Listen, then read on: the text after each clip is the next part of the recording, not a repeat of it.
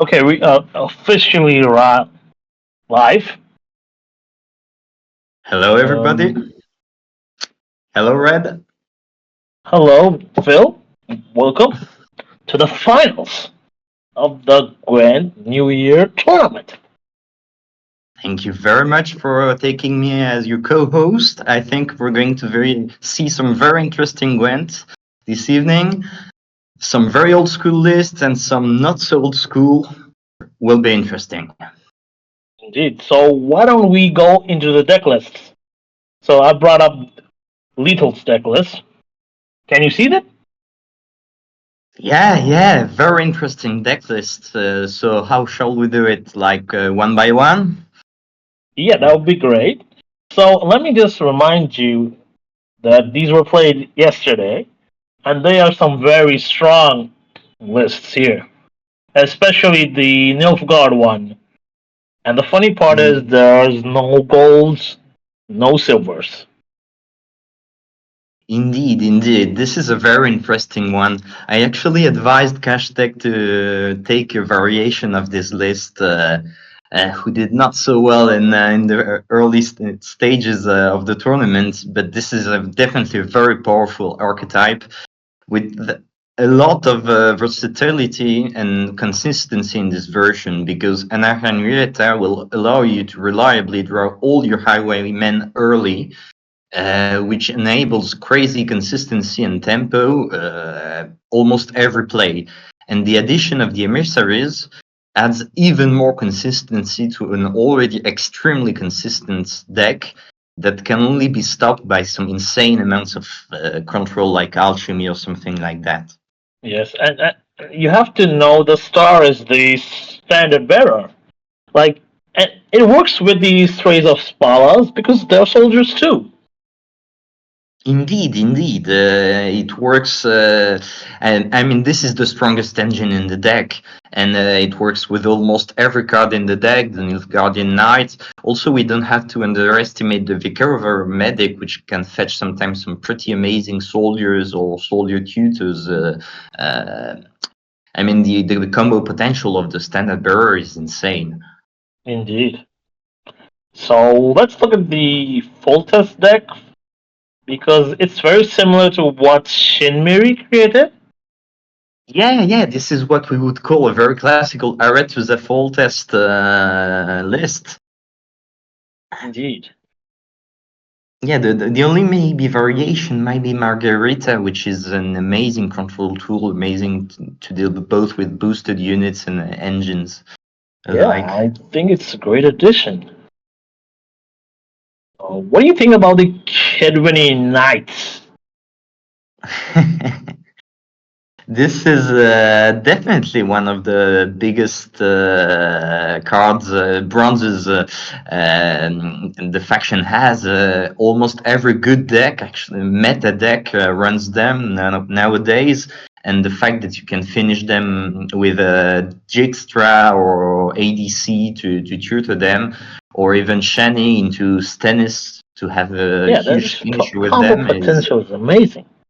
but it's also quite reliable. It has many ways to pull it off, and it's one of the strengths of this deck. And there's a single reverse cloud in that deck. Yeah. So the thing, he doesn't run marching orders. So Yeah. good luck We have drawing him. reinforcements, Only reinforcements. but Germain Piquet is also an officer, so he can be pulled by reinforcements. Yeah, and actually this is very stable because you also have Alzus double cross. So generally speaking, when you have three ways to draw a card, you're basically guaranteed to draw it like 90% chance. So almost every time you're going to lead off with Germain, with some tutor or the other, and then fall test to have not only big tempo but also protect your knight elects from stuff like Alzo's Standard. Most removals are 9, and this will be a 10, so you'll be protected. That's true. So there's a hint of control with the Selker, and even Folters will boosted it up. And there's 3 armor on the Selker. So that's pretty good duel.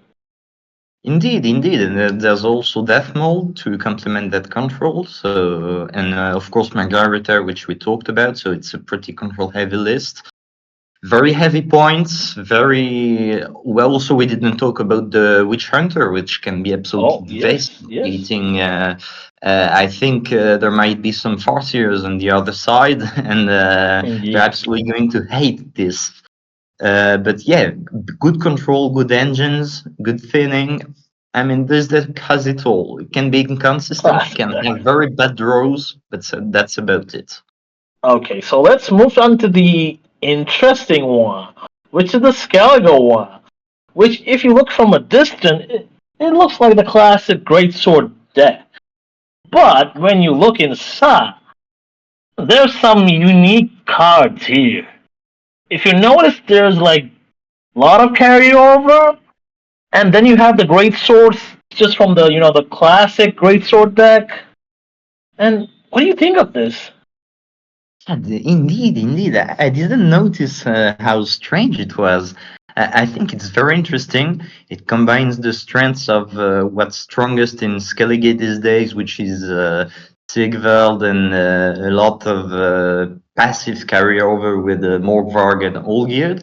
But with the great swords, my take is it might be a bit greedy because even though you thin a lot, if you don't draw, you don't have a way to tutor your great swords really, Sure. and it can be a bit draw dependent. So I would agree. And I'm there's curious to see how no it Harold fares. Houndsound because that's a card everybody fears. You just want to interrupt the Houndsound, and you don't have to deal with it here. Yeah, indeed, indeed. What's infuriating when you face great swords, sorry for the great sword lovers, is that every time you shut down something, there's something else. Like you shut down 3 great swords, and there's Houndsnout that saves the day. Here it won't happen. But on the other Exactly. hand, there will be more guaranteed carryover. So let's see So how it I'm goes. wondering how you ping down the Sigvald. There's just the light long ship. I don't see any other way. Basically, there isn't. Maybe he will try to mandrake the Sigvold for some passive carryover instead of the traditional greatsword. I mean, will depend on the matchup, but yeah, you're right. I don't see anything else, but it can be Indeed. enough. Um, And the everybody other, knows Coral and Igni. But how do you feel about Igni in an open deckless matchup? Although everybody knows great swords run Igni and Coral, it's like given, right? But what do you feel about that?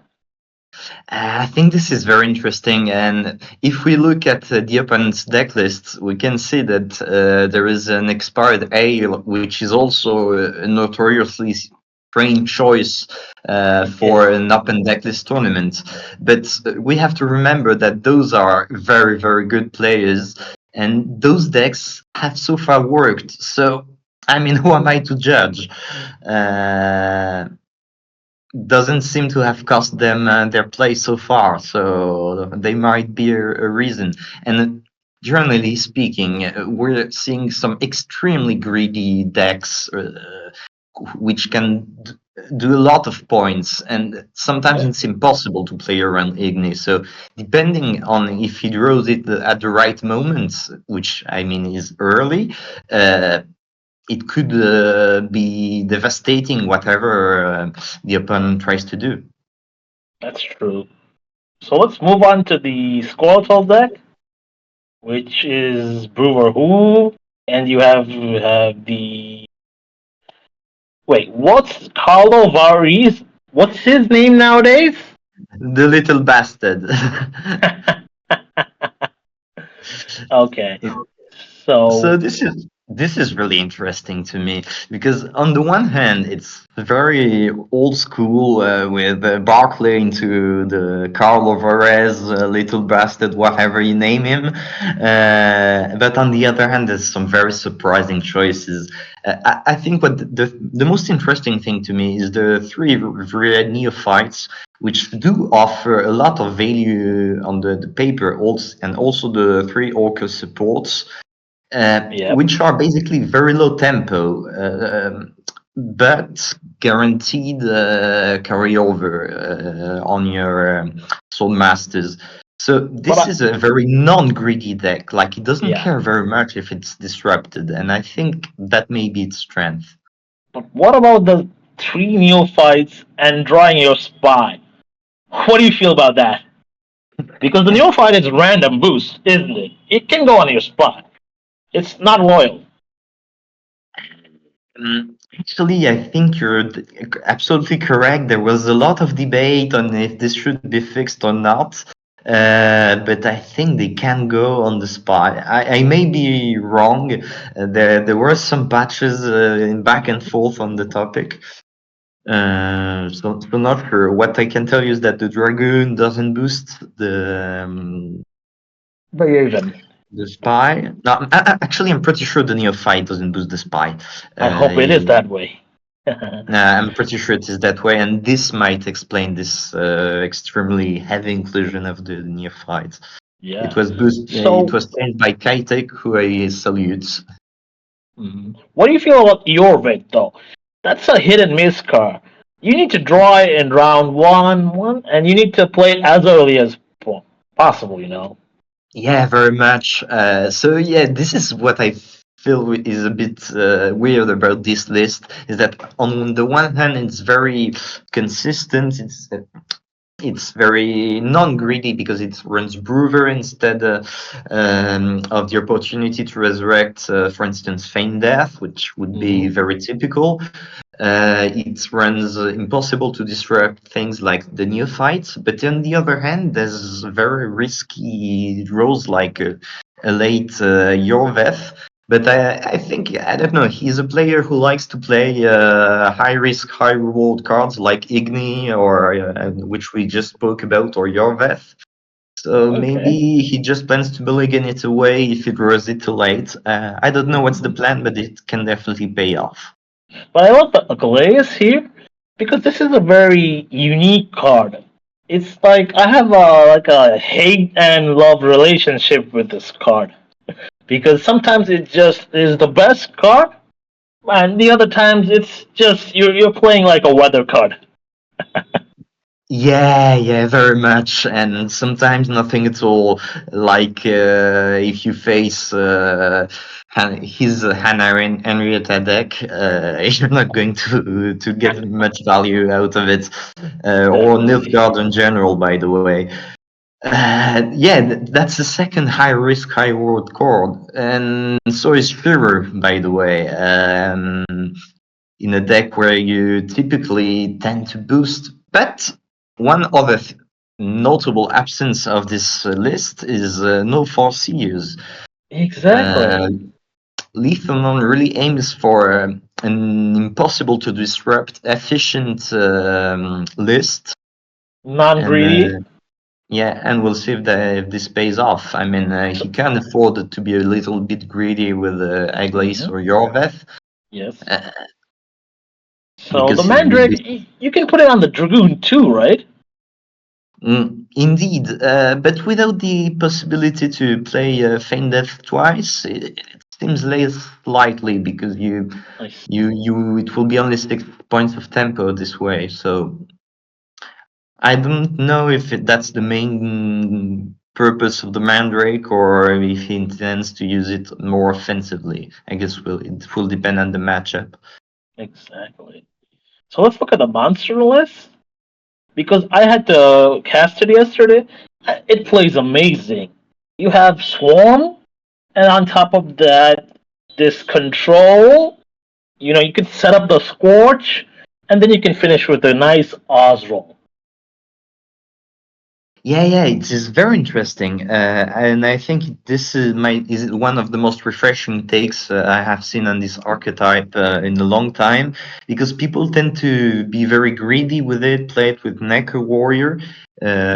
in order to copy the request drones, which is actually very easy to disrupt or to pass at the right time. Instead, here we have a deck that has very high tempo, very high consistency, also very high thinning. Maybe not as high as of a ceiling, but once more, very hard to disrupt and very Exactly. efficient. So the Scorch, is like a wild card. But you have Dagon, you have the Woodland Spirit, so you're lining up the core Scorch in a way. Yes, indeed. And what is I find very funny is that when I personally started playing this archetype, I found it was very vulnerable itself to Scorch and Igni effects. Yeah. Because all your little drones, Kikimora they Warriors end up, boosting the drones. yeah, they end up quite high and all the same height, so it can be a double-edged sword. Fortunately, we have seen that people tend to play quite high this tournament. So far it was devastatingly efficient from what I have seen from your videos. Indeed. So let's look at the opponent's decks. The 1C Demi. That's how I try to call him. Yes. By the way, very happy to see that those two players in the finals. Indeed. Those are both very old timers who joined basically at the same time as I did, and who have been like pillars of the community and are showing how good they are. And it's yeah. Let's get into the decks. Okay. So What do let's you look at the want to new start one, with? Hmm? which is the meme deck. So yeah, so this is a very interesting deck, which was unfortunately nerfed too hard by mistake. The early incitement are 7 instead of 9. We'll Yeah. see if the power of this deck will suffice to eclipse this nerf. But Beyond that, what can we say about this deck? This is a boost deck, deck boost, basically, which will rely on some very risky cards like the yeah, Lankan. definitely. Yeah. What do you feel about Lanchnet? Can you play them again with Damnation? Damnation? Um, yeah, you definitely can. That's gonna be huge. That could be absolutely huge, and actually, this is what I find most interesting about this deck is that decks that tend to run Damnation into Immortal Cavalry are notoriously unreliable. Like it's a Hmm. nightmare. You need to draw the gold, but not the bronzes. Here you have more flexibility. You can afford to play an Immortal Cavalry for nothing, basically. Yeah. So very interesting deck indeed. Even So what do you though, yeah. feel about the done banners? Because I know by round two, round three, there'll be a lot of points. So this is very interesting again. Maybe he actually knew about the nerf of the Sandman and knew that he would get very low tempo early on, and done banners with I mean, Yeah, are the just done the banners of the tool you need Scythe. to reverse the pressure. I agree. And he can So play very slow, like playing his Lankan shit. Also, I mean, he has a very the thing I like very much with this deck is that he has a very good control over how fast he can play. yeah, that's true. So what Like else? There's the very Selkirk, the Dijkstra. I mean, there's Selkirk and Visegrad, which might or might not be the primary Exactly. move targets. which are both huge power plays. So this is what I was talking about in terms of how he can control how fast he can play. Like he can afford to play very slow and force you to trigger the done banners and right after demolish you with tempo. The Altus double cross into Taylors, for instance, can be an opening play. I agree. Or be played fairly early to force this into happening. I agree. So let's look at the Novgorod list, which I don't like looking at Stegobor. He's running neither Stegobor. do neither do I, but I have to admit that slave infantry is my favorite archetype in Nilfgaard, and seeing a mirror makes me very happy, even though this isn't exactly a mirror, since we have a gold version here. So Yes. which will be superior? We will see. So, what do you think of this list? So you first have to look at the MVP in round one. What? That is the Palmerin. He's gonna pull an additional slave infantry and boost up the remaining on the board. So that's just a lot of points. It's like a century itself. Indeed. That might be like the biggest tutor in the game in terms of Yeah. raw points. But I also But like the Kingslayer.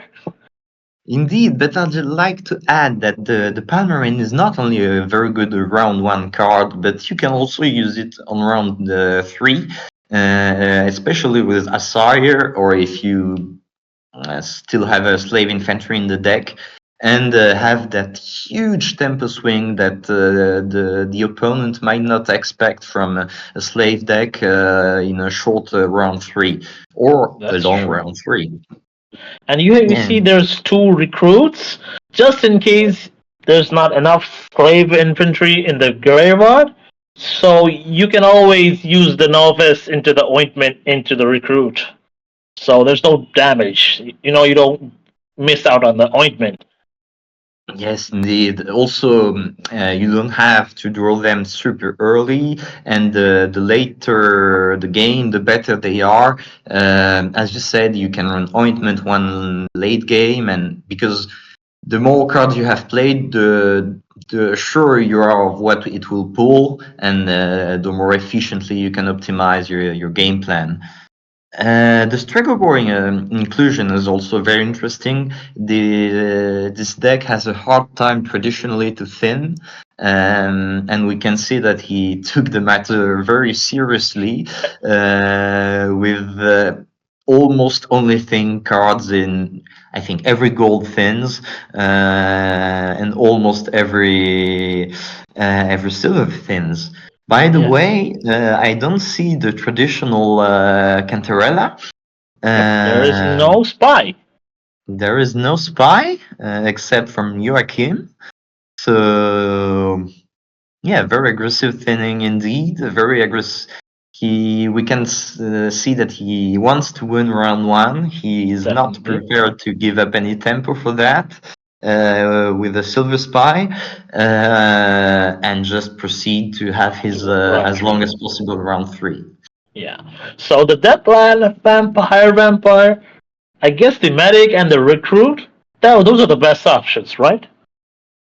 Indeed, indeed. I guess in worst case scenario, you could use it in slave infantry and still have two on the board, and one that you can potentially res, because from experience, I can tell you that it's insane how many games you just don't have slave infantry in hand round one, and we can see that this deck tries as hard as possible to avoid this horrible scenario, especially since we don't have Calvate but instead Emir, which will limit the possibility of drawing more cards round one, but will allow you to have, for instance, additional slave infantries in the case you have to pull one with a Regis, for instance. I mean, we can see that this deck is full of possibility of backup plans, of ways to play around a bad situation, and I think that will make it very resilient.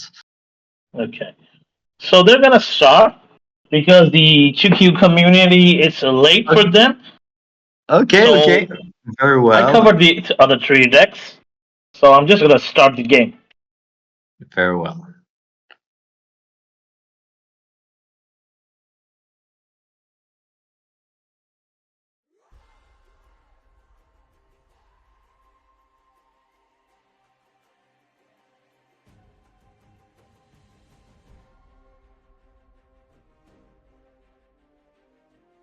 Can you see the screen?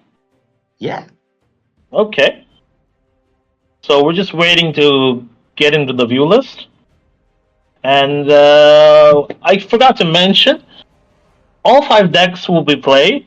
There are no bans, and you can't repeat a deck.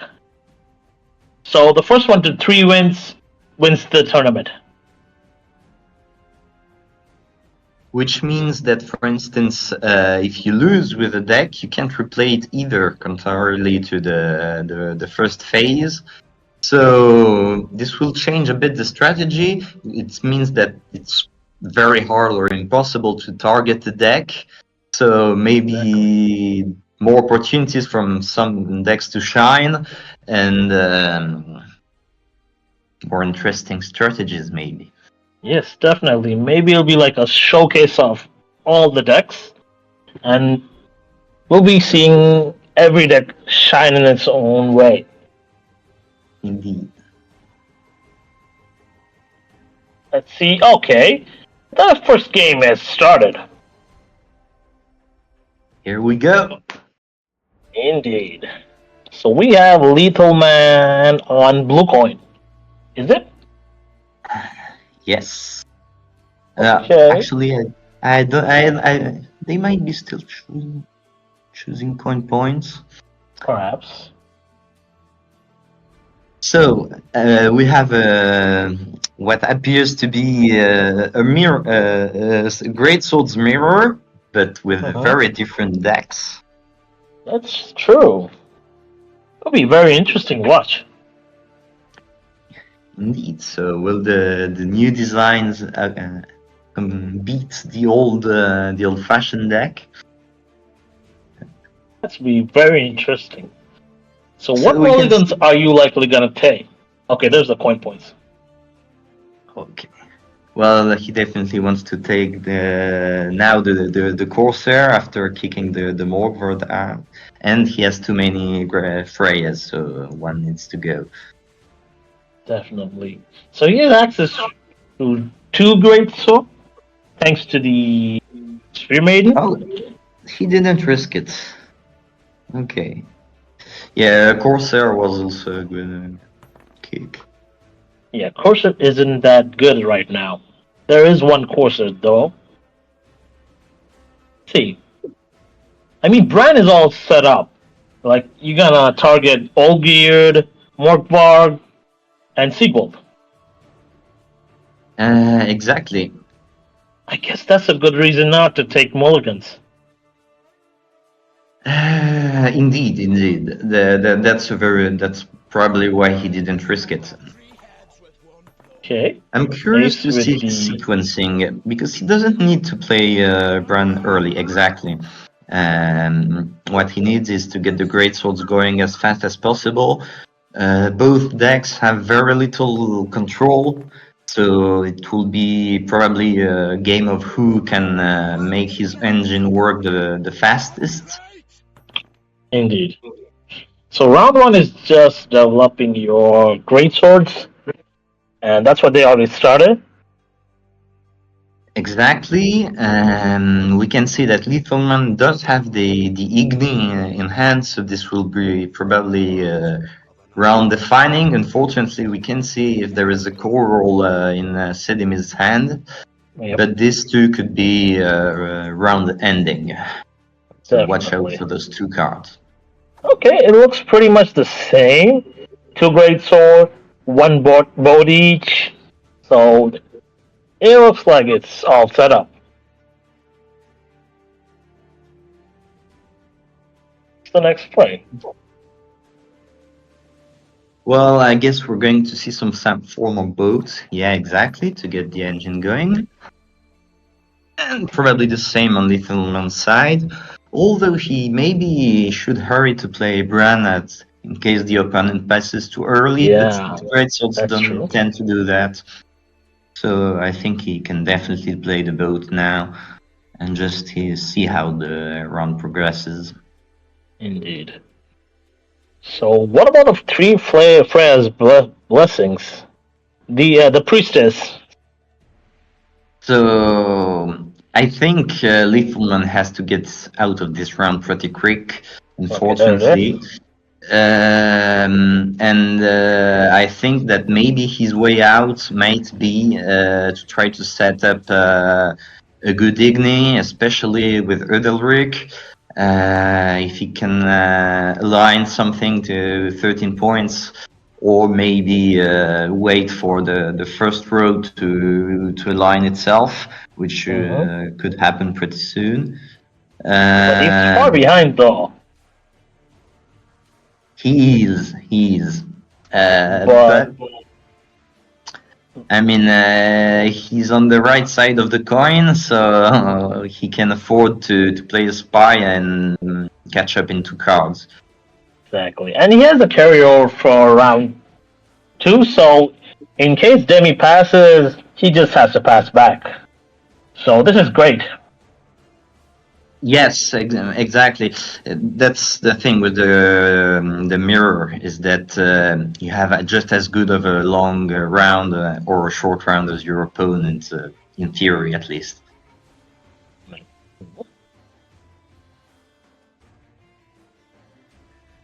Trying to decide what's the next move. How do you deal with all this Yes, carryover? exactly. There is a lot of stuff on the board. If you were to use scroll on something, what would you use it on? I would get rid of the one of the great sword. Oh, deciding to pass. Well, this might be a blessing considering the Okay. Right that's away. needed to end this round quick. So Demi, he has to draw the spy because Little Man has this spy. Or is Little Man gonna play? You have to find out, man. That's a very good question. There are good arguments in both sides.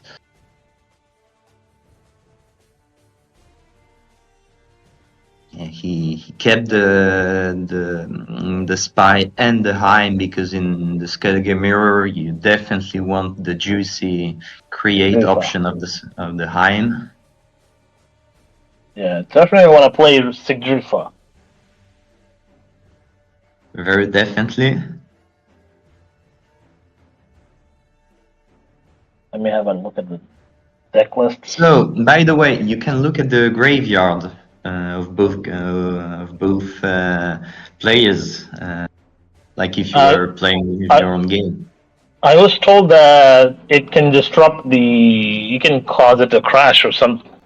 So that's why I'm not taking the risk. But we can do it.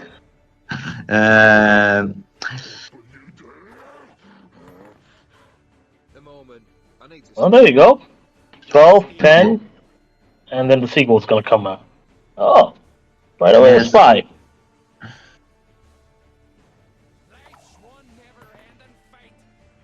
I mean, that's the benefit of having passive carryover is that you're going to beat the spy game. Exactly. So even though responding with the spy itself is not enough.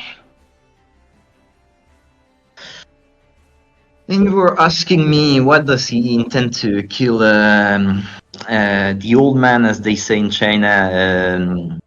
How is it called? Sorry, Sigvald. Sorry. Well, basically nothing. It appears all the boats are needed for the great swords, but we see that this is already 4 carryover, 5 in next round, and this could be the all he needs to win a mirror match. That's true. So let's see what's the next play from Demi. Even if he goes Heim into spy, it's not enough. No, it isn't, and he probably wouldn't like to sacrifice this juicy create on the Heim. So he develops a great sword. Maybe he has as many Freyas as Little Man. Okay, there's the great sword. Okay, so he's going Getting to around the push. board. So Ice needs to take over point-wise and then play the spy. So that's gonna take a while. Especially in an engine-based deck. But he doesn't necessarily need to play the spy. He just needs to stay ahead to arrive on the next round and even. So this will be a question of who can arrive on the next round with the most carryover. For the moment, it's starting to look like it could be Lethal Man, but Yep. tables can change, can turn.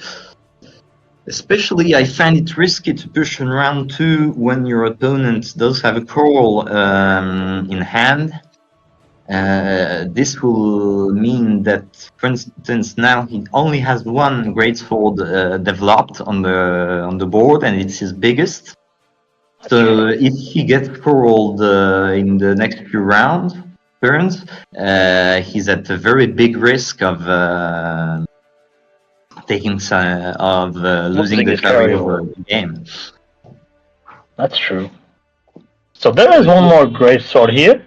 It's a 10. So I guess that's a Freya target.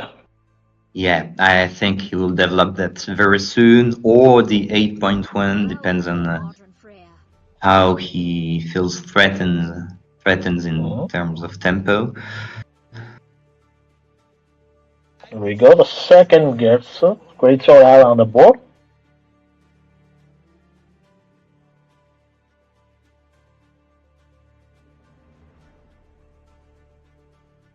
This is very good sequencing on both sides. Always playing the boat and the greatsword at the right time to maximize ticks. Yep.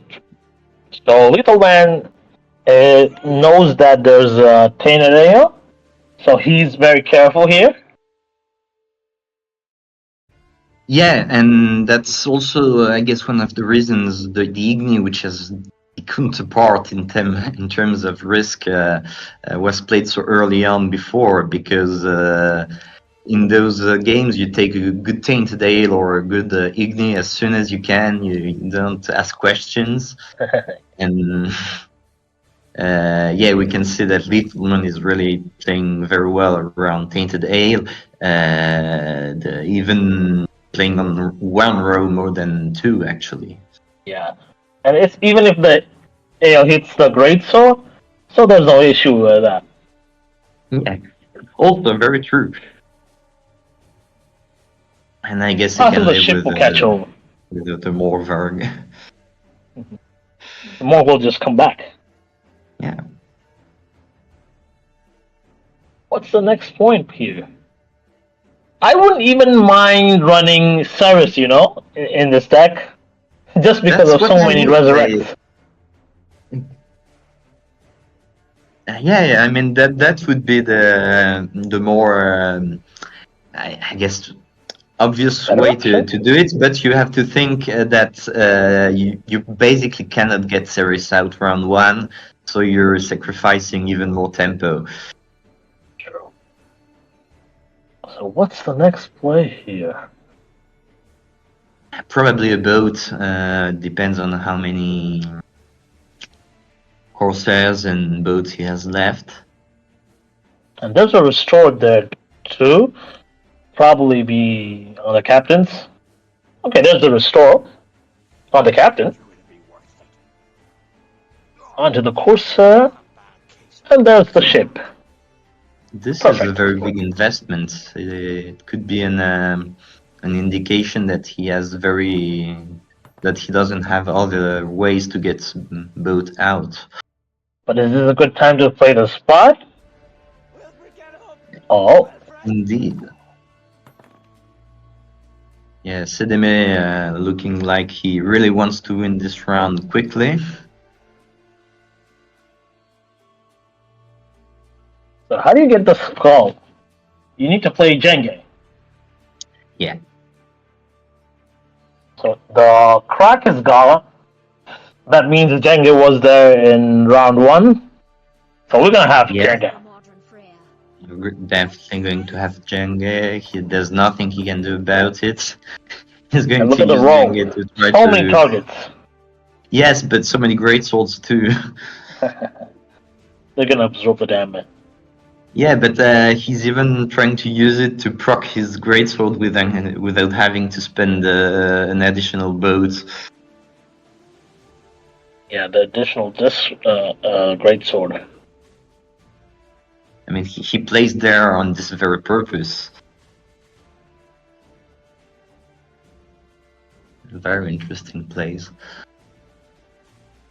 So if I was Demi, I would just want to get ahead and play my spy just before he passes, before Lethal Man pass. Yeah, a lot depends on his hand. Like, does he have spy? Does he have especially coral? Because if he can make the round go long enough, he will totally dominate the carryover game if he manages to get a good coral on the biggest great swords of Lethal Man. Mm-hmm. And if you notice, the skull popping off and it goes to a great sword, 3-point strengthen. That is very lucky. This is really, really lucky. This is the best case scenario, especially if you This expended is a your. spy. This is a good time to play the spy. Yeah. Yeah. Better than Oh, now than no later. access to spy. So probably no spy. I would mulligan the spy here, so that makes my draws a little bit awkward. So Lethal Man has a pretty perfect hand. I can't imagine much better than this. Definitely. You've got Restore, you've got the Heim into the Create, you've got the your Restore. Sigdrifa. Everything's there.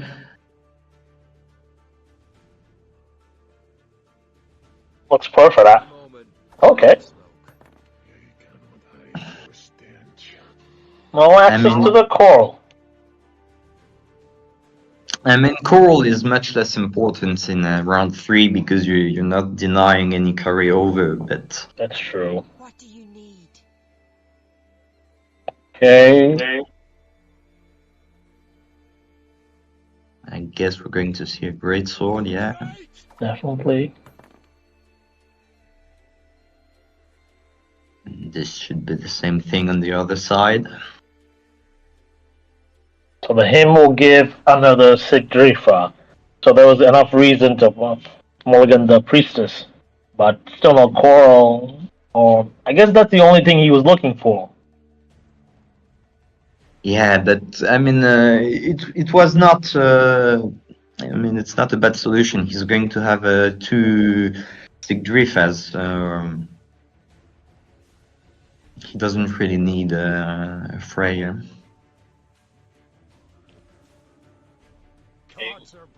He has 2 boats. Ship coming in. Okay, ship coming in. I mean, this is valid in a short round. You don't care if the boat or the greatsword gets bigger.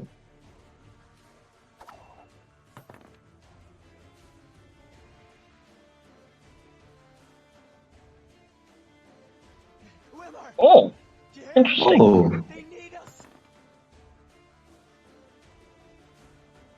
How do you break the skull with another ship?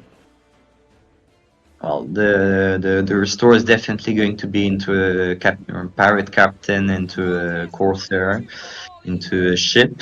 Oh. Very smart. Yeah, this was the perfect counterplay, and this might win to the mid game.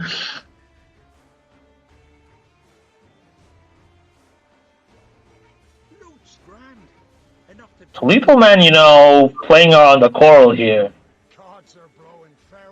Yeah, exactly. Oh! Bad I luck. can't That believe will it. cost him. Oh my god. Oh my god. I didn't see that coming. Oh dear god. You know No, what? I There's just really wish one Spear Maiden in the deck. And it has to come up. round 3, right where you don't want it. He might have probably drawn the Spy, so he was mulligan that, and then probably the Spear Maiden. Oh my god. You know, I've seen this problem with Slizzards and Spear Maidens. You tend to draw them without targets. And that's why he's running one, and he still draws it.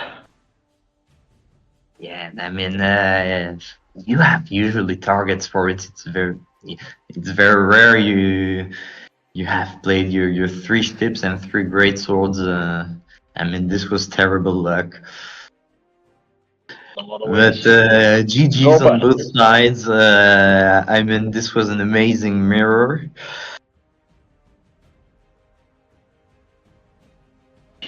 What a match. What The a match. carryover concept, it paid off. It really paid off. Yeah. Like high thinning, no breaks, high efficiency. That's how you get the job done. So, What 1 do you point to think of Lethal Steve? Man, and Yes. Skellige is out. No more Skellige. Okay, they're set to go into the next match. I hope we get a victory from 1C. I mean, I'm having too much fun. I don't want to stop casting, so let's hope it goes on long. Yeah, and I want to see all the games, all the decks in action. So do I. So they're set to go on. Let me just refresh. Not yet. Wait.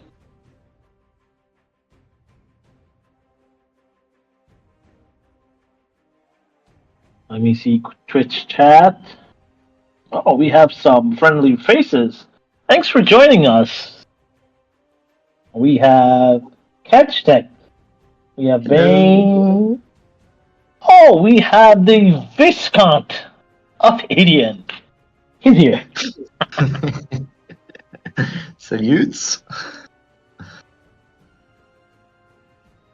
Oh, we also have Tyke Myson, Excellent. who's not to Now be the titan confused of the with ladder. Mike Tyson.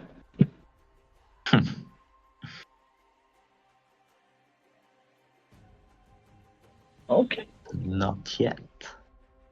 Oh, no, they're waiting a signal from me? You can go ahead.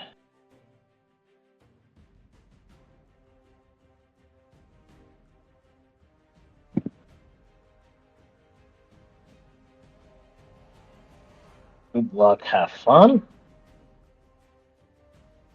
So far, we had a banger of a match. The Spear Maiden, though, that'll give him nightmares. Indeed.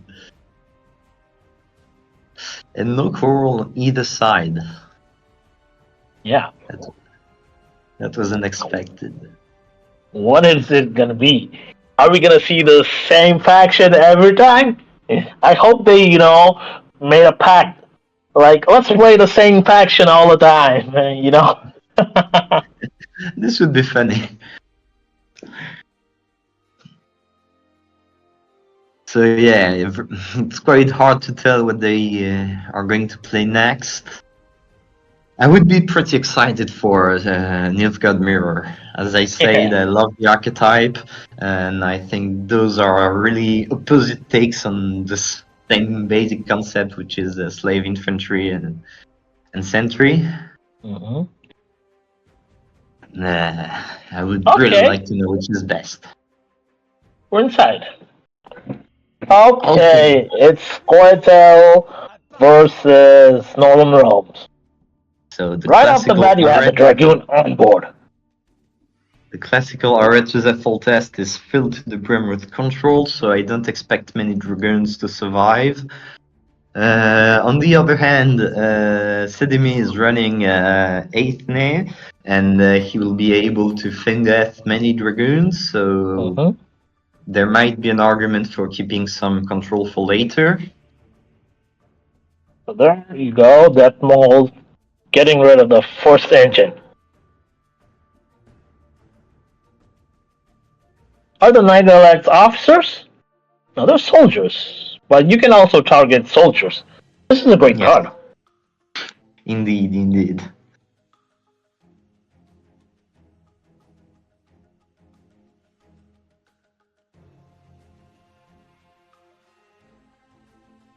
So what's the play? There's an access to another? I hope so.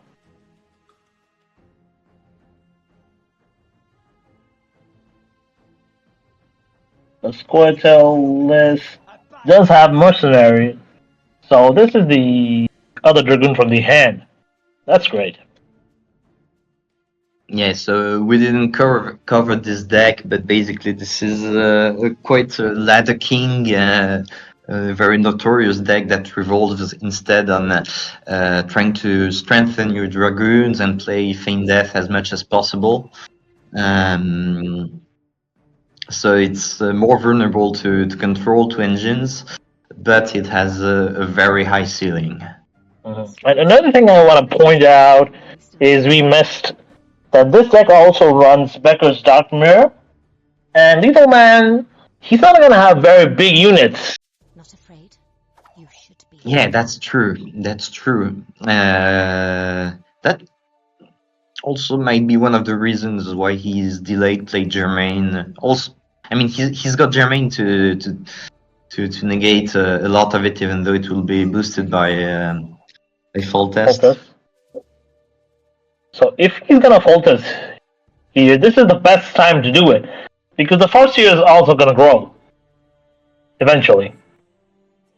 Yes. So basically, he shouldn't be very afraid of the Farseers. They are food for his witch hunters, which But he there's also has in just hand. one Farseer in the deck. So that's the funny part. Indeed, indeed. It's a high risk, high reward card. It is very vulnerable to high removal, toll removal. The interesting part of the thing is that these two cards, the Dragoon and the Farseer, you need to arrange them so that you get the buff on the Farseer. It's like from melee to siege. Yes, yes, actually, that's something that existed since beta and that very few players know about because it matters basically only for this deck. So you have to place the Dragon in front and the Farseer in the back for it to work. Okay, there's a spa, and then responding with the Foltus. This is a great opportunity to play the Beggar's Dark Mirror. Indeed. That's the point swing he would need, and this would trigger the Farseer too. But it's also good enough reason to pass, because there's already enough thing that targets. But this is the best Becker's Dark Mirror. Yeah, exactly. A pass is dangerous against Arethusa full test, but I guess he doesn't have the choice. He's going to have to face 3 Knight Elects that will bring tremendous value to the long round. But at the same time, the opponent hasn't had the opportunity to thin, and we can see the first bricks in Lethalman's hand. And this is one of the weaknesses of the deck, and I think this is really well played on Sedimi's part. I would like to use up the mages, 10 out the Thunderbolts, and take a mulligan on the Knight in round 3. Is that the play? Yes. Here he definitely has to push. Otherwise, he'll have a brick nightmare, and as you said, this would be the play, in my opinion. What he will need to do is to thin as much as possible, and Get rid of this the is Witch going to Hunter. be pretty hard. For instance, he can't play the Stennis until he has played the Witch Hunters, as you said, like you said. So it will be a matter of sequencing. And here we see the Dragoons coming back, and there is much less control in Lethalman's hand at the moment. So I would say Sedemi has him where he wants. He's very comfortable. He But he's going to have to keep up with the insane amount of points that the Knight Elects are able to generate. Indeed. And there's no way to turn off the armor because we always have the Thunderbolts in play. So even if you play something like Zoltan, it isn't enough. No, no, it isn't. He could play Isengrim into Becca's, but I guess he doesn't Okay. have it. The storm is coming. Or maybe he leaves it for later because I mean he enjoys having his dragon ticking. And then there's also a good place to get out the Aileron, which is going to be coming out now. There we go. Oh, it's buffed! That's great. Okay, so that may also be why he passed so early in the previous round. Mm-hmm. Oh, there is Becker's target here. Indeed. And the Elven Mercenary is serving a dual purpose. It's like also the tinning, and it also is a good target for the Becker's Dark Mirror. Yeah, exactly. And also don't forget Yorveth because no, sorry, Isengrim because he can tutor it directly from the deck, and he's only 2 points, so he tends to work very well in those cases too. Let's see. So there is one more mercenary. Are we gonna see double Becker's Mirror? It could be possible. Because the Night Elves are gonna keep growing. And they're just beside each other.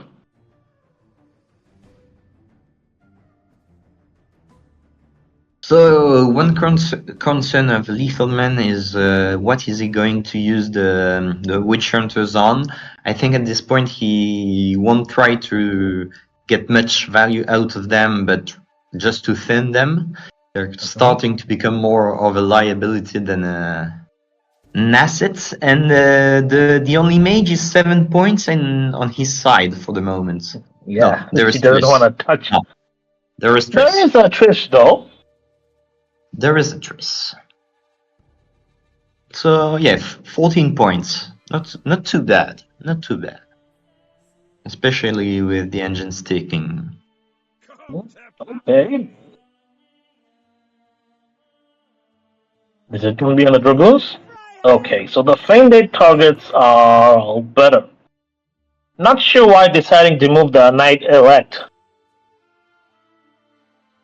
Well, it will take some time before he has 2 targets on both sides, unless he plays the Witch Hunters, which could be a good play. Or he could just wait. No, okay. See.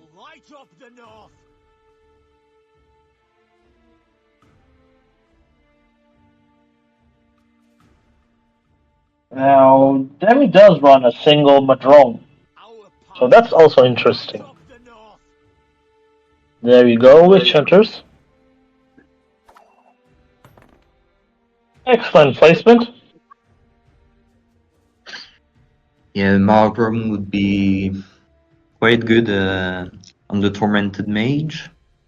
Or because when he moved it, he doesn't have as big as the targets for There you go, the that's Margrum. the Dark Mirror.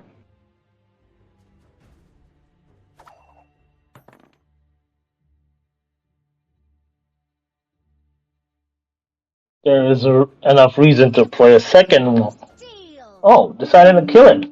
Impressive. Yeah, very handy use of a 5 point, of a 10 point tempo card. The sad thing is it still didn't get the buff. Yeah, but it got some value nevertheless, and we can hope he has buffs in other places. Hopefully.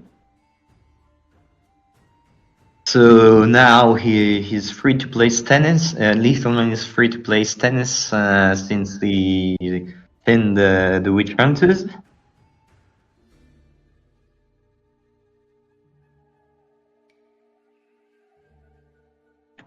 Which will hopefully pull a Cadweni Knight. There are two more Kedruni Knights in the deck. And the best thing is to not draw them, but to get them through these cards. Exactly. So he both wants it out now to not to draw it later, but he also wants preferably Stennis in the graveyard because it's the best shiny target. So I'm pretty confident he will do that next turn. But what is Sedime going to do? Are we going to see another Elven Mercenary? So that there's a second Dark Mirror? That would be interesting. That would be very interesting. And he's going to start to have some pretty beefed up cards. Okay. Oh! Nice. Deciding to buff up the Dragoon, claiming the points from the damage. Oh! Lethal Man instantly playing the nice Knight from the hand. I mean, Sedimi played a very low tempo play, like he played only a 3 point Mardrome, so he gave him the opportunity to do that. That's also true. So what is the next play? Better play it now than later. Yeah. Oh, Little Man is the one who's bleeding. We'll see. Yeah, because if you manage to get the very high buffed units in Sedimi's hand out, well, you've pretty much won. So Agreed. That's the goal. But we can see that Sedimi is resisting the bleed very well and has even afforded the luxury of a 3 point Mardrone just for the carryover. That's how confident he is to win this round. So we'll see if this confidence pays off. I'm hoping the same. We see the Elf Hunter, he's at 8 power, and the Dragoon at 13. So what does the Feint do? It damages the unit by 4. So if you steal targets them, it will be a 4-point card, and this will be a 9-point card.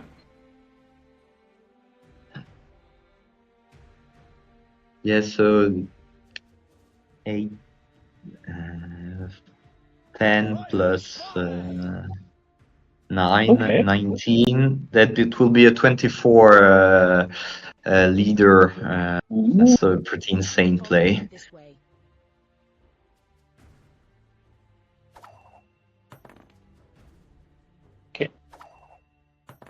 Okay, he Goes up a card. goes up a card.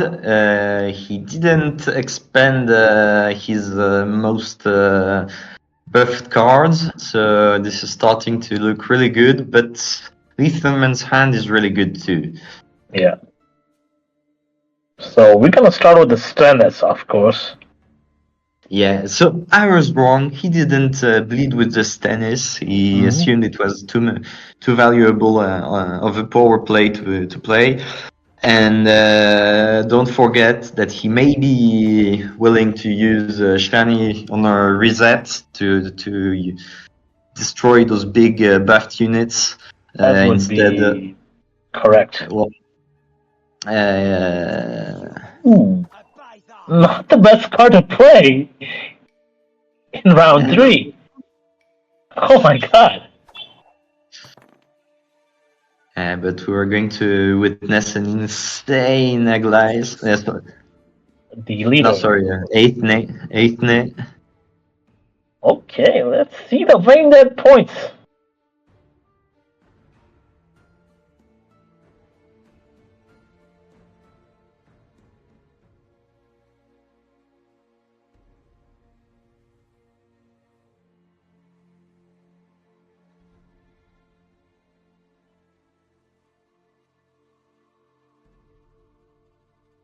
Peace with humans? Abide us. Oof. What?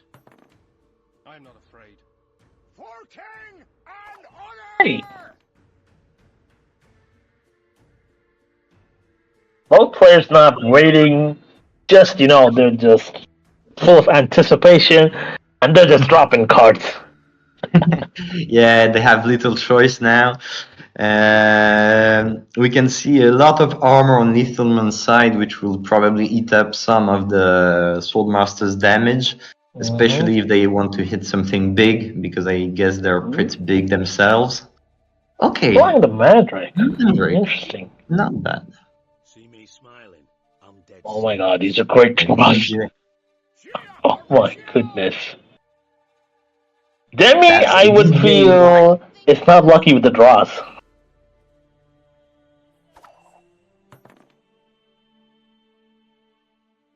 And you can see the biggest knight with 4 armor.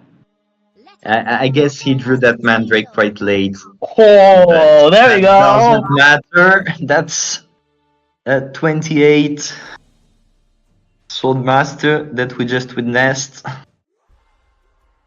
Insane. Insane. What a match. This is 1-1 if I'm not mistaken. Indeed. The game is still alive. So we're not taking sides. We wanted to be clear. We just wanted to last. That's all we're doing. So we have... what are the decks that I've got? So Skellige is out from both sides. So Demi's lost Scortel, and for Lethal Man, it's Northern Realms. Yeah. And to remind everyone, there's no bans, and you cannot replay the decks.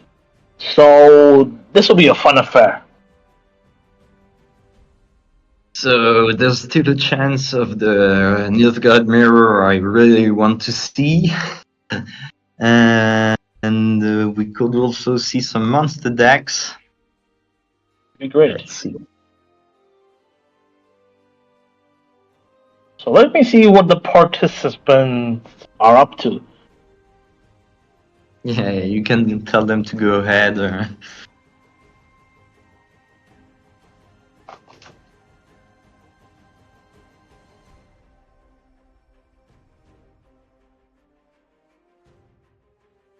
So what I understand, this client, you can't see the remaining, information whether we have it the new client. You don't see the information about the games or the coin points. Indeed. I should make a new spectator client when I have the time. Mm-hmm. Because I've grown accustomed to those nice features. I wonder who made them. I'm wondering if it's possible, that we can see the opponent's hand. This would be a great upgrade. I haven't coded the spectator client actually. I think this was the one and only Nilai, our tech lead, who did it. Now this is still a big win. And it is still a big win. And maybe we can build upon that in the future. That would be a cool thing to do. But we would need the assurance that there will be more tournaments to make it worth it. Nice. Then I'm motivated to give it a try. We can have some customized tournaments, with bans or like no neutral cards or some, gimmicky tournaments. It'll be fun. Yeah, one of that I would like to do once. Maybe a small version would be to have a pure old beta tournament, like with the other version of the game, the Legacy Gwent version. Let me see what they're up to. Yeah. Okay, let's go. I'm ready. So they're in? Okay. Not just yet.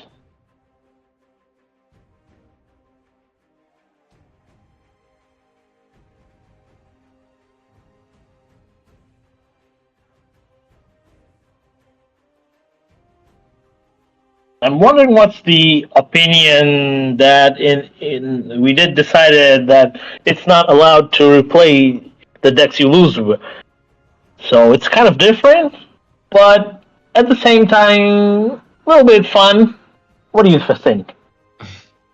I think it's interesting. I actually wasn't aware until a few hours ago that it would be the case, and I think it's interesting because in a way you have to get your bad decks out of the way too. So sometimes the Ooh, loss is not too bad. Okay, your this is wish what is I was fulfilled. hoping for. We're going to see the mirror. Really So fun. Lethal Man has the perfect hand, it seems, with all three slave infantries, all three highwaymen, the third one being with Henrietta.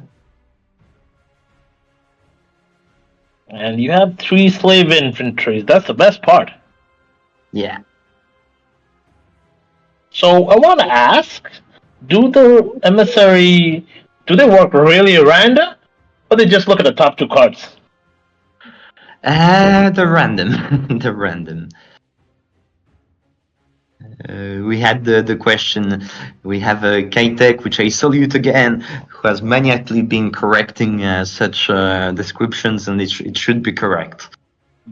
Because I remember in beta, Dijkstra used to draw the top 2 cards, not random. There have been several iterations of Dijkstra actually. It used to also pull both at the same time, if I recall. So maybe there was some change, but you might be right. Okay. Let's see Okay, the coin Sedim points. going first. Oh, Okay. no coin points. This must be a bug. I'm hoping it is. Yeah, was so busy talking I didn't notice the coin. Okay, so Okay. you start by the slave infantry. You will be Lethal starting. Man. Guess this is the right play? Oh. Okay. I mean, he doesn't have much control outside of Scorch, so he might as well go heavy in with the heaviest engines he can as soon as possible. That's also the right play. We have to see what control Demi has. Demi I think has it's only Scorch. no control. There's no Scorch. But one punishment. There's no Scorch at all. Oh yes, There's only the Sialak, you know? You know, the Kahir's dad? That yeah, has you're just a right. spy. You're absolutely right. There is no Scorch, so he can freely play all his engines. Oh, the Emir already on the slave entrance. Okay. Which, Here's a bit of which tinny. might be a sign he doesn't have as many slave infantries as he would like. Mm-hmm. Oh, there's another decoy on the slave infantry. Of course. Now I have a question. Does he get enough slave infantry in the graveyard if you're Well, decoying the Doom no, copies? there is only one slave infantry that will go into the graveyard, so Tough luck. it's nice to win round one, but it won't grant him very much points in the long run. So he definitely needs to find more. Okay, the engines here doing the most of the heavy lifting, but Demi Yeah, has more slaves. Don't hit me. Yeah, but Liefernman hasn't done yet the big plays, and by the big plays, I don't mean the sentries. I mean playing The Spala. the Spallas exactly, and Spala's being a potentially the soldier Spalla too. is so busted. It is so strong, and actually, I'm surprised so few people have played the Bronze Spalla version because the Nilfgaard Spalla version, sorry, because it has been remained unchanged for like 3 years, and it's so strong. I've tried a version with Eridan and Wild Hunt units. The problem Oh, this is is really you fun. don't have enough, thinning. Yeah. Yeah. It's very hard to build outside of northern realms usually, but I think this is quite close Oh. to an optimal version in Nilfgaard. Oh my god, look at the points there! Palmerin coming in! So this is a round one Palmerin. This is definitely round one Palmerin with a lot of points and two slave infantries in the graveyard, so it's enough. Notice! All roads lead to Nilfgaard. Just can't imagine But the value on the sentries. yeah, but you can see that Lethal One is matching the tempo quite easily And with there's his still one leader. more slave infantry in the deck. Yeah, and he didn't play a single potato peeler for the moment, so still a lot of tempo. Okay, great target. 62. Oh, there you go. Thinning and points. How many points was that? 50? Oh my god. 1, 2, 3, 4, 5, 6, 7, 8, 9, 10, 11, 12. 12 into 2. 24 plus 6 plus 8. Plus 6.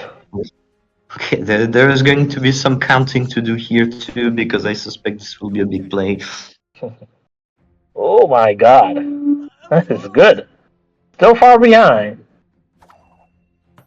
But it's set up. So what's the interesting part is there's a recruit in the graveyard. So the ointment isn't exactly gonna break. No. No, he can safely play 3 ointments even if he doesn't have any more. If he doesn't draw a single sentry anymore. Slave infantry. Slave Sorry. infantry. Okay, but the next sentry is gonna be very strong. But there are only 2 sentries left. Decoy is gone. Emir is gone. So he has to say on sentries. Not really, because if I'm not mistaken, he does have a seer. Oh, that's will- true. Oh, gods. Yeah, he has a seer, so this will allow him to put back easily two sentries.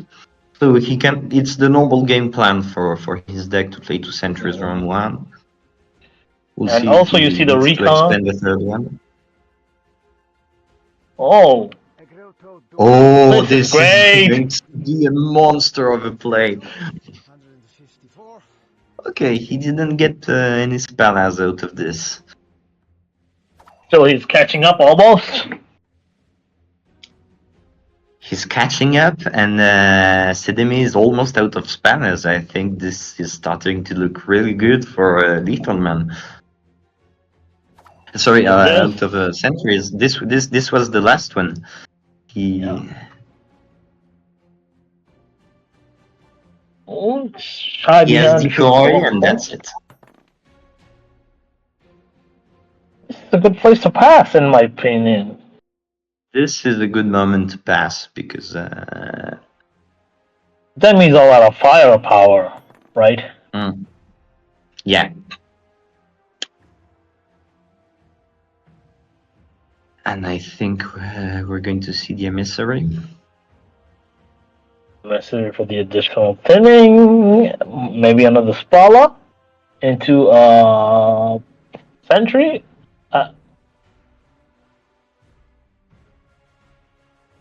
Well, there's no sentry left, but what Oh, If he yeah. wants to do it in one card, he has to play Sentry from hand. Or Okay, that's enough. so all three potato peelers still in Lethalman's deck, which means a lot of tempo. Yeah, and he's gonna draw them because of the way the leader works. Indeed.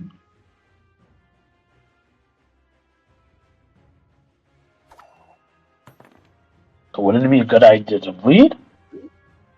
Well, traditional soldiers deck are very susceptible to bleeding, and Lethalman. Okay, he chooses not Let's to. pass. Okay, So understandable. Selimi will likely have As you wish, master. the full firepower of his deck to fight the last round. Contrary to what we said, this Vico Medic is gonna be very strong. Especially since you can play any bronze card, right? Yeah, exactly. Oh, I there's think that a. yeah, he can steal anything, like from sentry to slave infantry. So many targets.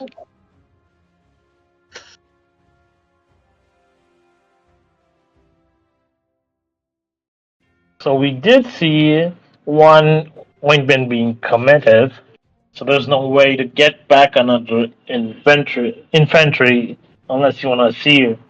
But there are other targets too, like the sentry. He didn't play Triss yet, I think, so that could be the third one. Yep. And it first should get access to the ointment, I guess. And he's been thinning really well. Indeed. So what I like to have is Stegobor.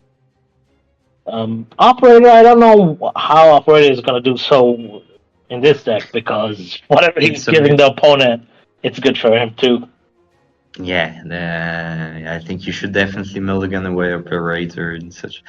I think that well, he will probably start either with a Sire or with a Resurrect. And it doesn't really matter. The opponent doesn't have control, so either of those openers are good.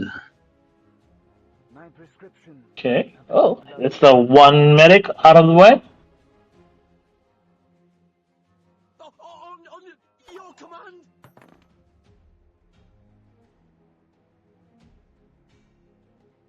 Really great steal. Victory is in our grasp. And Lethalman doesn't play any Resurrect, so he doesn't care much about Graveyard Hate, which is one of the big strengths of his deck. And he knows where the points are. And that's a standard bearer. Exactly. On the other hand, yeah, Lethalman has to play his engines first if he wants to have value. So that's why we're not seeing Recover or Medic immediately. I think this is a great target for assassination. I would take it. Drake. That's impossible. Okay.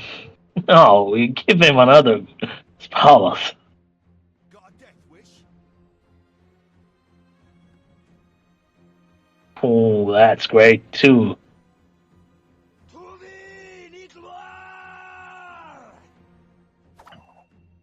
So for Lethalman, the best target in theory for the Recover Medic would be the Potato Peeler, but it will depend on how much he thins, and the thinning cards like Struggle complicate this matter even more.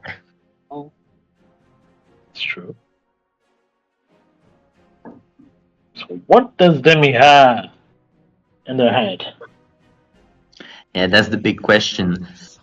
Well, We we see didn't the see a Seer assassination yet. coming down, like I called it.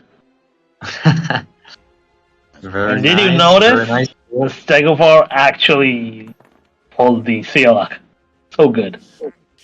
So good, indeed. I have no time. Yeah, that's the benefit of having played the big cards in the round one. Nice play there.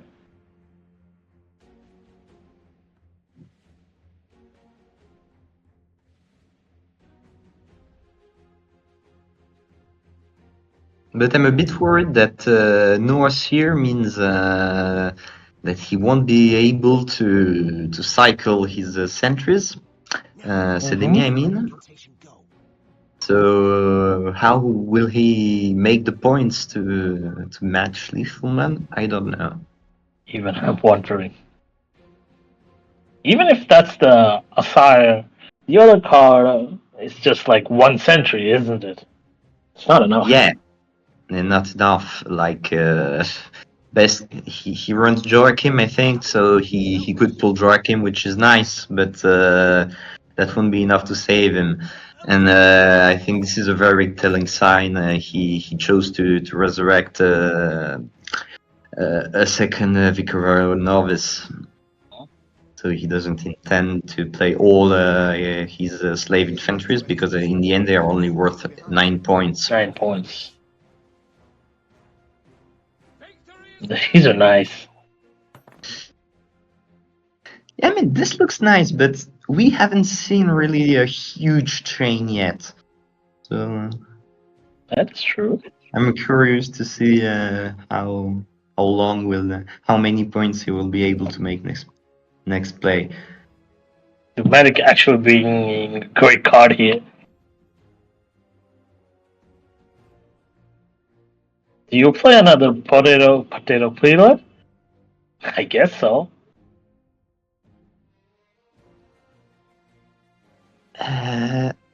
Maybe not. I mean, from maybe not from the Vicar Medic? Medic because there's a chance that with his current potato peeler, I would play the potato peeler first because he might thin everything in one go.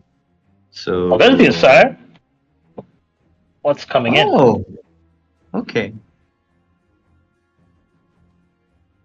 Pretty late. But I mean, if he didn't have the means to play Put two, one card from his deck too. Giving him the cavalry, which isn't that great towards the end. it isn't that great, but this enables to take the potato peeler from the Vicar Medic, Medic. Yeah. so he might actually have a ton of value of this. We see another. And here he. Oh, there it is. Okay. And here you can choose. Perfect. Oh, I'm surprised he chose that, which means that he will be taking the sentry instead on the spadas. Okay, there's the recruit. And the sentry. Oh my god. And he doesn't Little even man need ahead by it. 1 card. My prescription, a bit of bloodletting. And he puts down the sentry with authority. Ending this. Wow, what a match. 300 and more than 300 points. So you do know what kind of nerfs are coming next, right?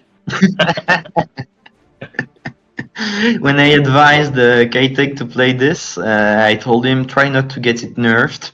And he managed to do that, but now Lethal Man has proving brought the us all wrong. spotlight on this deck. Oof, what a match. So What a we're match. at 2-1. Exactly. So, what will we see from Sidimir? Go and check what they're up to. I guess it's me time. Or have we seen? No, or consume. Or consume. There are 2 monster decks. That could be fun. Yeah, we could see a monster mirror. This would be really fun.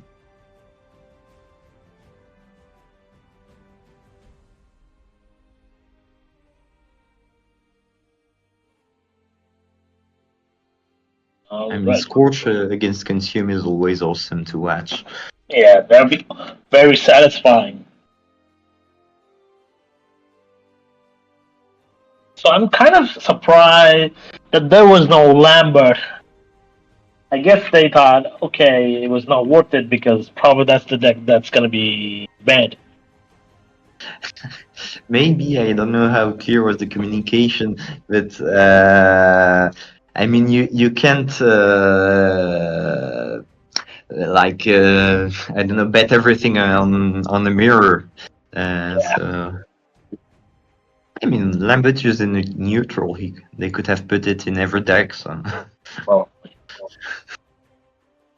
okay, Little Man is ready. Let's see what Demi's thinking. Do they need a break?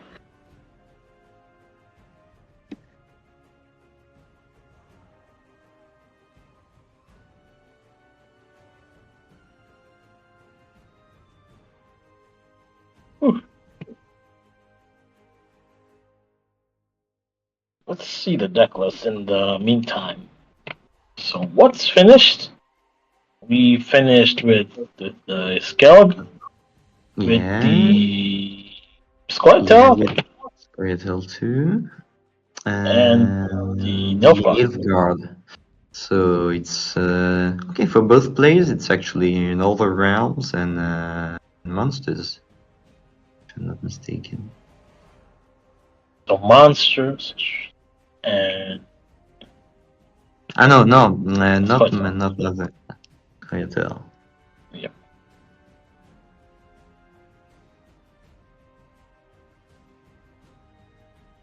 Let's see what they're up to.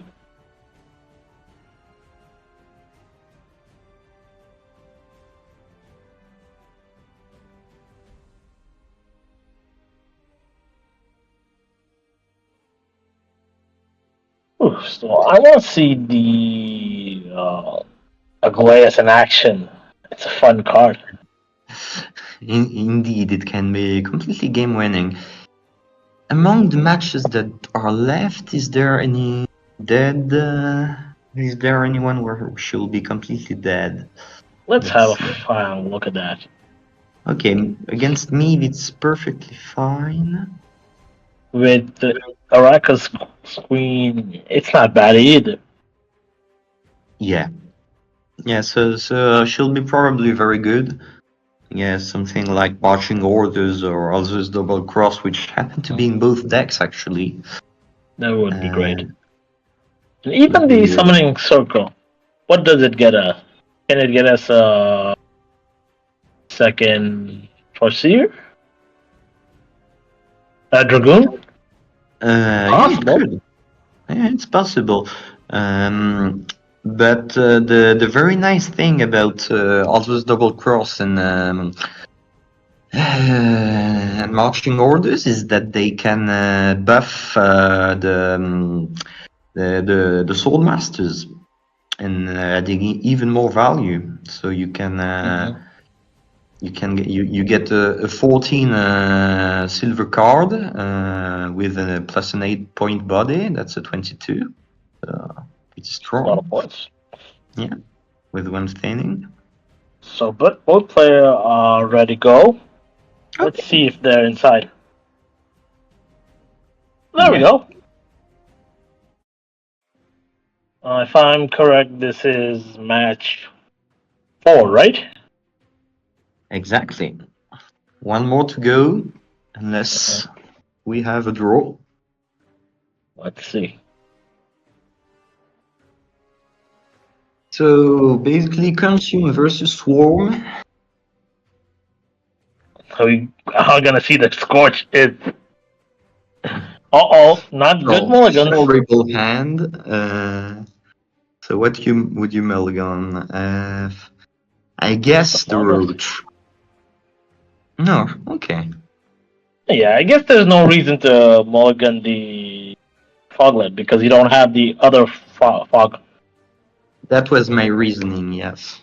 No, maybe if he had drawn it, he would have been too mad to have kept the Foglet in hand. I don't know. So Demi's deck is everybody's familiar with it. It's Greedy Yeah. Consume. This is Greedy Consume. What's interesting about this deck, I think, is that it's an all-in, very resilient consume. Like he has cards like, as you said, Becca's not Twisted Mirror, but Summoning Circle, that will allow to counter, for instance, a Mandrake. That This is might gonna be come the right Mandrake? now. We'll see. I think since it's open on the deck list, he might be more prudent with it and wait for a big boosted card. By the way, before I forget, the card advantage points are 8, and Sedemi is going first. Yep. Okay, so it's not bugged this time. Good. It's back this time. So not touching the Necro. Yeah, he's aware that there's a high chance that this might just end up being a summoning circle, or he might have another Neko tutor, and he doesn't have the means to repeat that Mandrake, so it would have been Okay, very there's the risky. takeout. Lining up Pretender Shield Scorch. We'll see. I don't know if, yeah, possibly. More importantly, I think that you always want to weather the line where the Necker is, because he can't. You always have some target for your weather. So if you weather that early, that's perfectly fine, and you maximize weather value. On the other hand, it decreases scorch value, as we can see. Will depend on what Sedemi plays, of course. The NFR already looking good. He's gonna wait out, of course, till he's reached 7 points. That's 3 turns. Exactly. Nice choice with the Gills. The Rand not growing so much.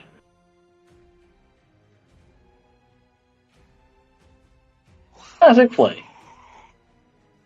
Yeah, we'll see how long he manages to avoid giving too big of a Scorch target. But it's true that for the Lithium, starting with both Mandrake and Scorch gives him tremendous reach.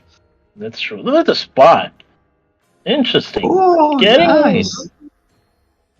lined up, actually. Yeah, not only are they lined up, but he denied the consume. And Exactly. the The result counter is fell always off. before. And he knows Demi is not gonna pass. He needs to do his stuff, all of his stuff in round 1. Indeed. And Sedemi wants to have this run taking as long as possible, so To develop the he neckers. doesn't know. Yeah, exactly. So there is a... Okay, that's the last one.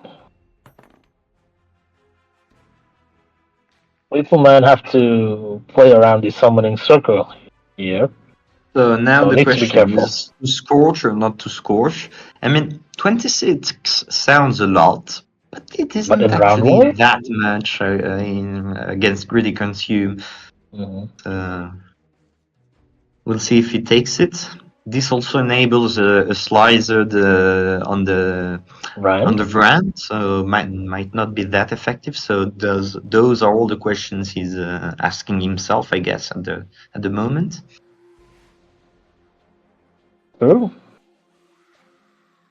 So maybe it's just safer to try to develop more of his swarm and just play normally until he gets a super big unit. Exactly. And the other one is looking worse, sir, because you see already Sedemi's got 3, 4, 5, 6, 7, 8 units versus 1, 2, 3, 4, 5, 6, 7, 8, 9. Well, there's the Scorch. So there's the Scorch, so two less units. So he has a card advantage here. So Yeah. Demi has to play some big units. But if there is one consumers. deck in the entire game that is known for not caring about card advantage, it's Necro Consume. So, we'll see. Doesn't care, I guess. Oh, there's the summoning circle. Perfect timing.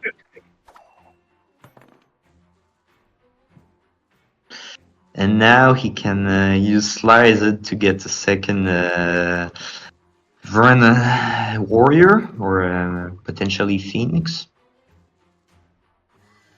Oh, he has it from the hand. Okay. No And knowing he need. has to catch up, the Necker becomes the target for the brand. Yeah, and it's only his the first run he's consumed, and he's got so many in the graveyard, no, in the deck that he can and absolutely should start consuming them now. So the information that said to me had the summoning circle, so it was the right play not to Mandrake the Necker at the beginning. Exactly. Yeah, we can see that the the players looked at each other's deck lists, and they played very well. Easy to telegraph.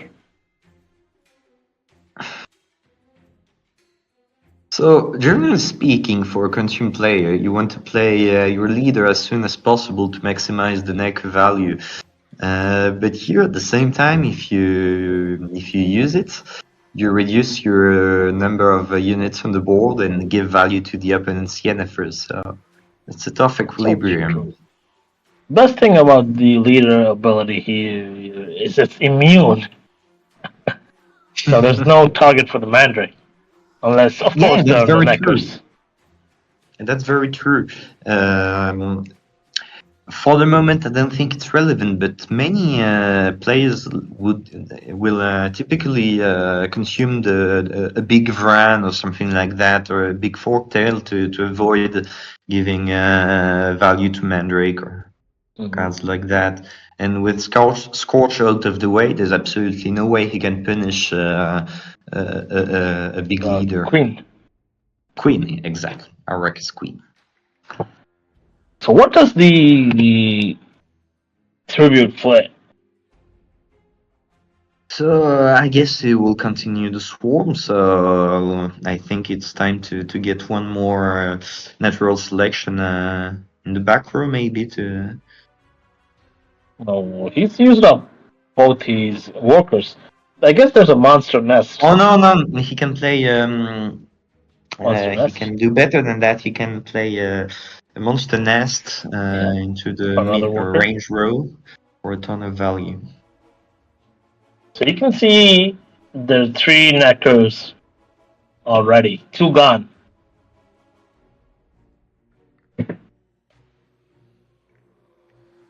And still behind in cards.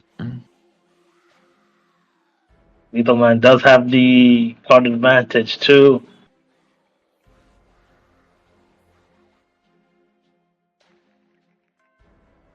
Okay, there's the Mandra. On the Necker. It's a correct play. Once more, he denies the value on the Fran. So even though there are many Neckers, they're not that big for the moment.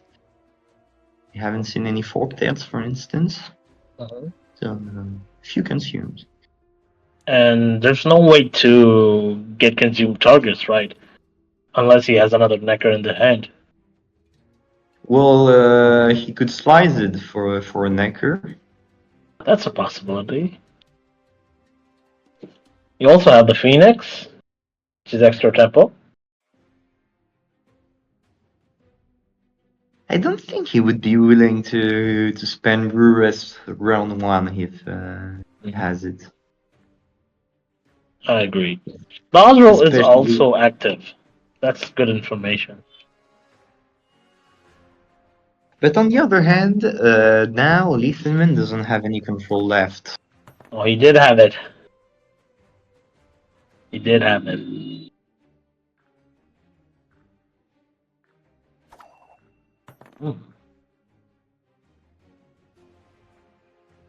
So obviously another Necker is coming out from the consume. And he has 8 points.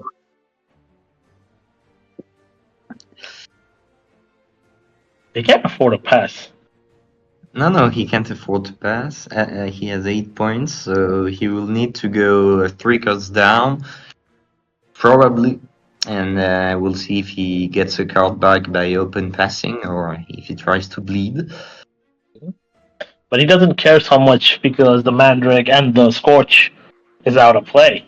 So he can Yeah, just exactly. have a nice long round. Yeah, at this point, he doesn't actually care much about run length.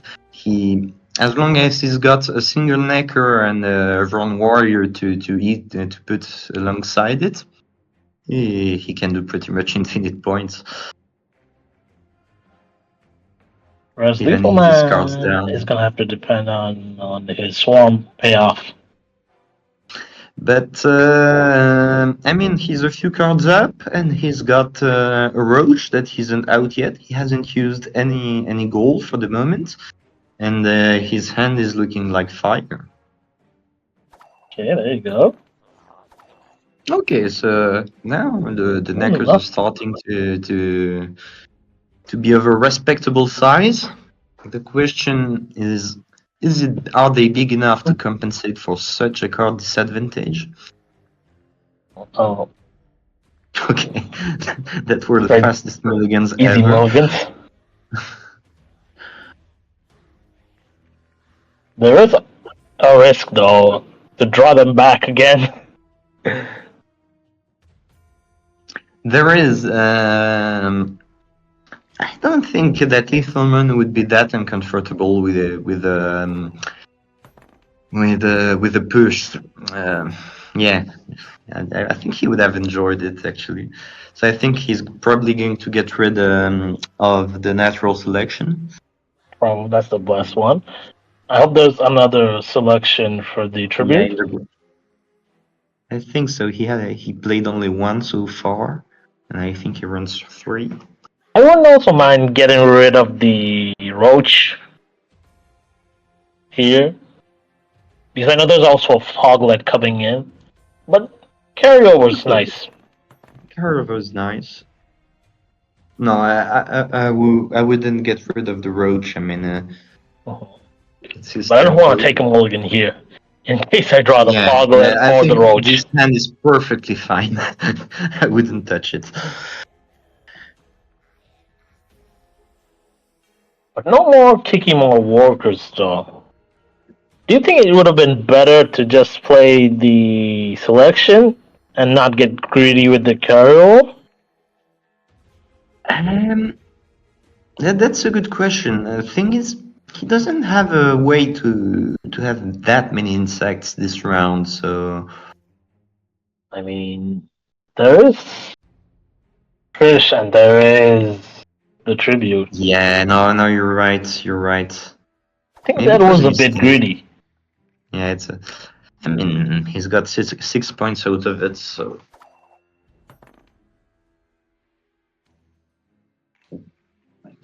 It depends if Demi has drawn the Wispus. Brewis. Oh, Brewis is not the Seems first not. play. Seems not. So I guess we're going to see a necker. And now the question is, does he have a way to get Run Warrior? Because if he doesn't, he's not going to be able to get that many neckers out. Just great. There's the first on the additional bug. And the stupid roach that goes on the wrong row. I mean, you're not gonna put it on the back row. Yeah, it doesn't matter, you're right. I think he could have just played the the Endrigags on the other row. I mean, as you said, it doesn't really matter at this point. He might as well try to get some. Not going with a run. Okay. I guess he has a run in the head. Okay. Oh. I mean,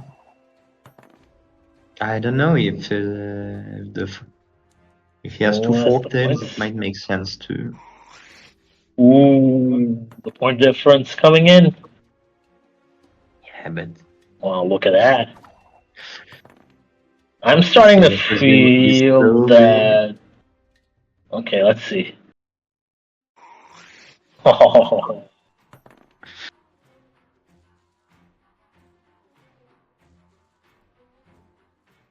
God. I'm not good Okay, enough it's at enough. math to Is it calculate enough? that. There'll be nothing to pick up when I'm done with you. Will be close. But I mean, it's too much. Oh my God. Little Man, I feel, was greedy with the carryover in round two. I think that was very greedy. Yeah. That I cost think him the match. too. I think too. And I wonder if Sedimi was right to play the second Necker and not a Run Warrior. I guess without seeing his deck, it's hard to tell. So I think the score is 2-2, right? Yeah, indeed. So we're going to the final game. This is amazing. Yeah, once again, we see that the playing field is quite even and both players are extremely talented. Oh, something to watch. Let me just check how they're I doing. mean, what an insane match. Like, those were 2 points only, I think. Just 2 points. Yeah, just And 2 points. think the argument. No, there's no argument here. There's nothing different he could have done in round three, I guess. Yeah, totally. And I mean, to see such a narrow disparity between two decks that can pull off such an insane amount of points is really impressive and a testament of how good they are. Because I mean, usually against Greedy Consume, I either win by 50 points or lose by 50 points, never by 2. So they decided to take a small break because Okay. this is the final match, right? The deciding one. I mean, so maybe in the meanwhile we can look at the deck list. That's what I had in mind. So Lethal's gonna bring the skeletal list, correct? Yes, correct. Versus Sedemi. We're gonna see the Me. meme list. Oh, this is fun. Let's see if the poor Saintmen will be able to pull off their weight despite They get the redemption. nerfs.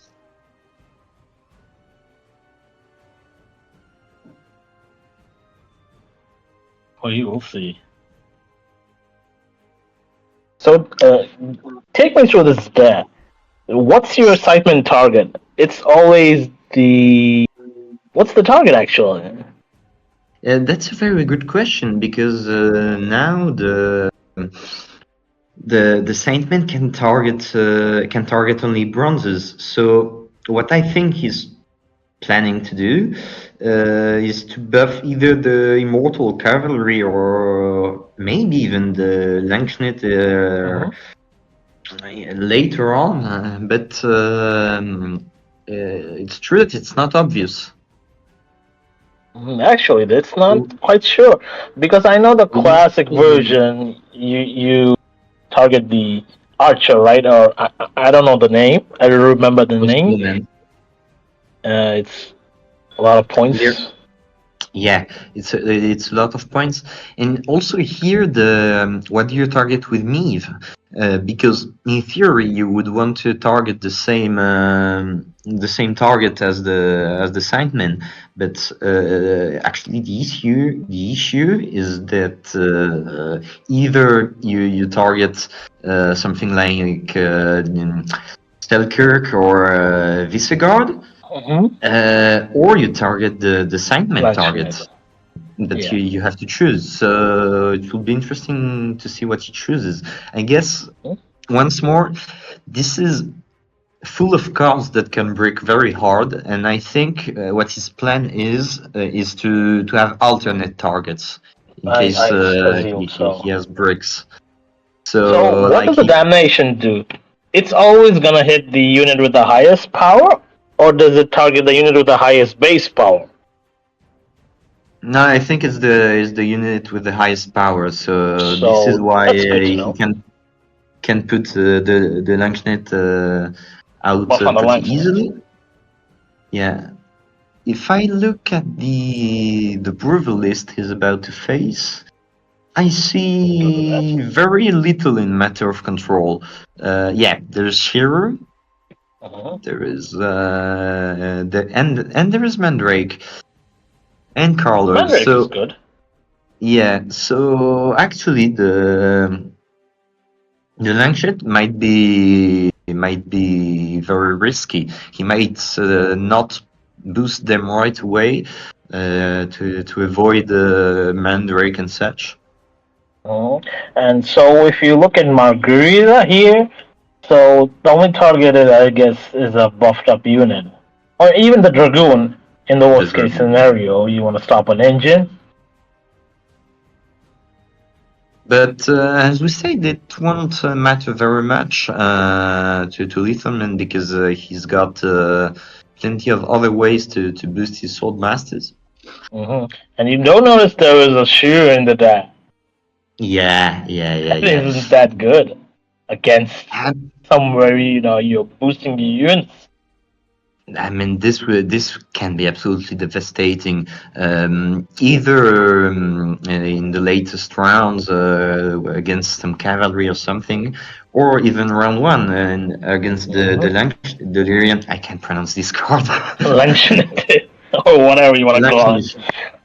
And this would deny a very good target for the damnation. So who knows? So I think it can be very good at every stage of the game. it's true. If you look at the I mean, outlets I here, won't lie. Like Miv looks a bit like the outlier, unfavored in this matchup. But I agree. And it's like the most unconventional list. I haven't faced this list a lot in the ladder. Maybe I faced it once, yeah, it's and I reminiscent remember of seeing old 20-point versions. Lanchanets with the damnation. Yeah, no, it can. No, I mean, that's not. What I want to say is that it's a pretty inconsistent list. Like, it has very good control if you look at it in detail. Visegrad, Margarita, Selkirk are all very good for stopping the dragoons. And if he can manage to stop the round one and get out a good damnation, can definitely endanger him. Okay, I think they're okay. inside. Okay, hurry up. I don't want to miss it. Good. Oh, there we go. Your time You is can see gone. the spy in the hand. You can see the cleaver in the hand. This is the perfect combination. Well, he actually doesn't want cleaver in the hand. Oh shit! Okay. Okay. I thought That he was was okay. out of mulligans. Lucky him. So it's okay now. You can brewer the Yeah. 2-point guy into the cleaver.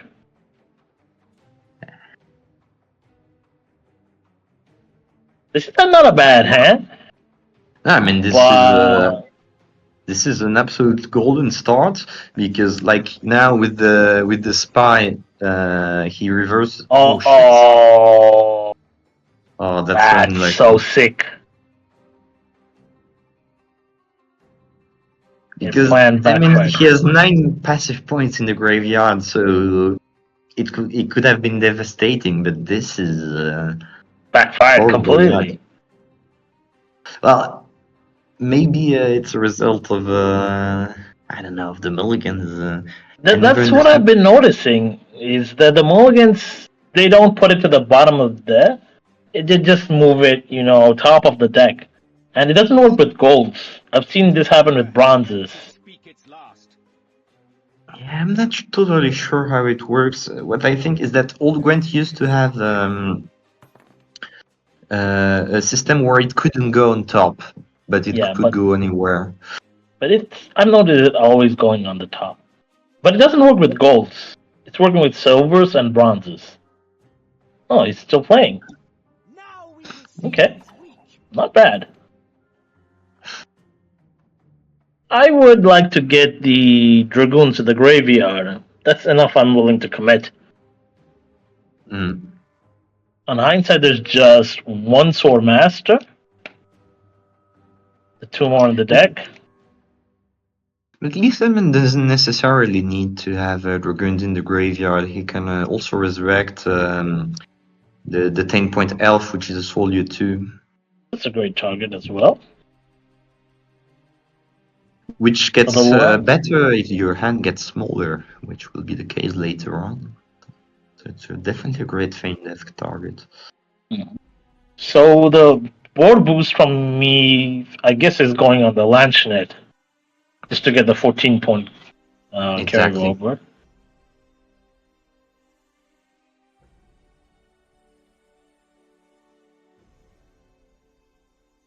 Actually, he's got very few ways of boosting those two cards. Yeah, actually. I mean, you play the Sightlings, that's fine.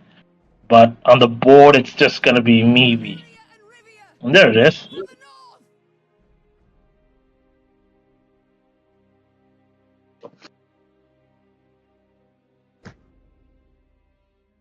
Hopefully, Visigoth is one of the targets.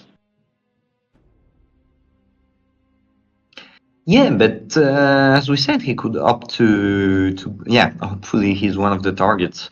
But for the deck target, he could opt for a bronze. Can't see the deck, can we? No, we can't.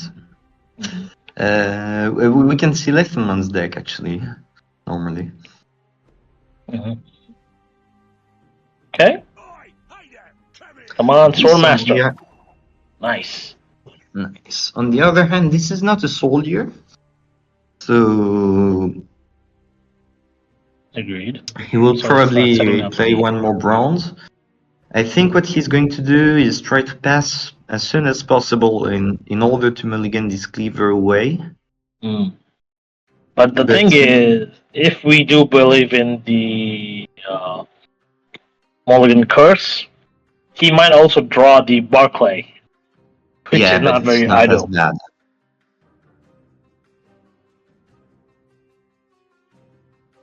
I mean, having Barclay in hand is fine. I believe he has other targets for it, like Ida or Ida. But Ruler just allows you to play Dwarf, right? And what does Barclay do? It tutors again. a dwarf, and the only my dwarf God. is Carlo Varese, the little bastard. Oh, is the damnation already gone? Wow. Well, I mean, I guess you want to use it for thinning, but How did he catch up? He, I don't know, I especially guess he knowing that doesn't. the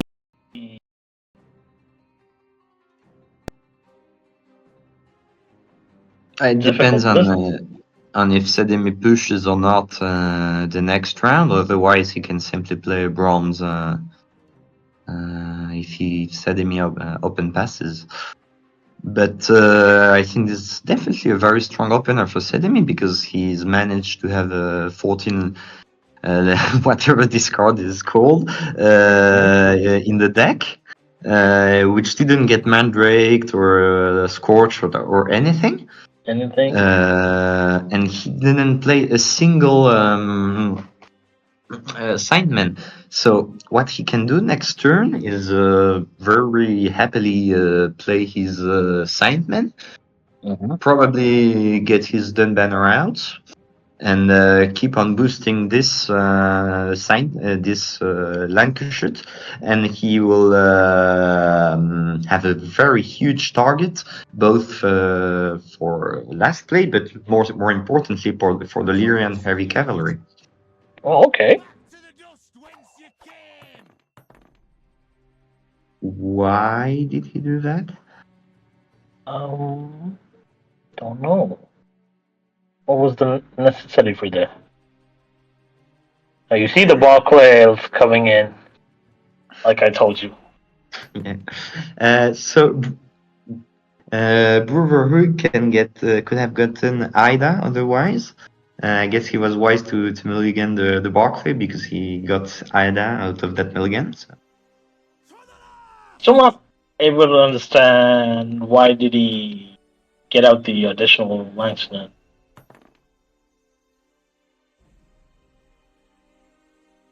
Like went to the graveyard too.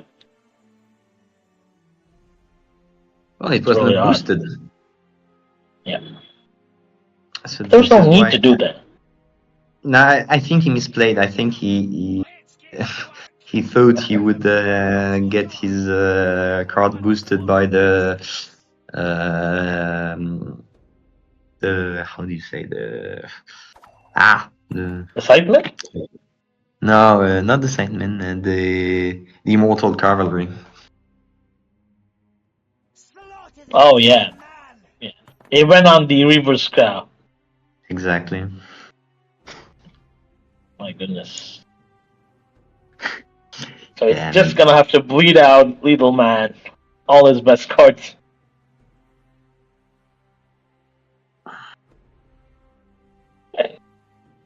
I guess this is the where you set up the dun banners out of the exactly.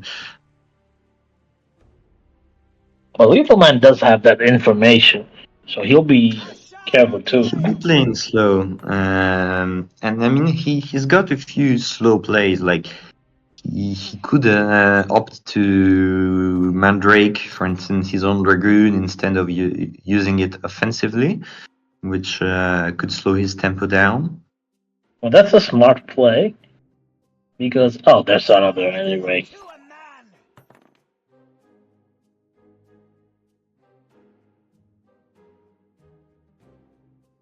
Lethal Man having a really good hand. Do we have any officers and soldiers? We have soldiers, right? But is it only like silver cards? God save the Queen!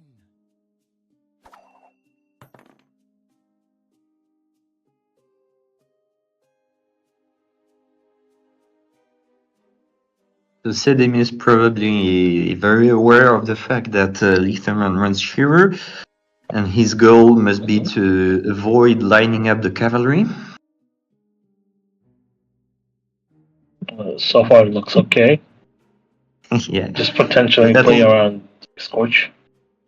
That he might have the third sideman for later. Yeah.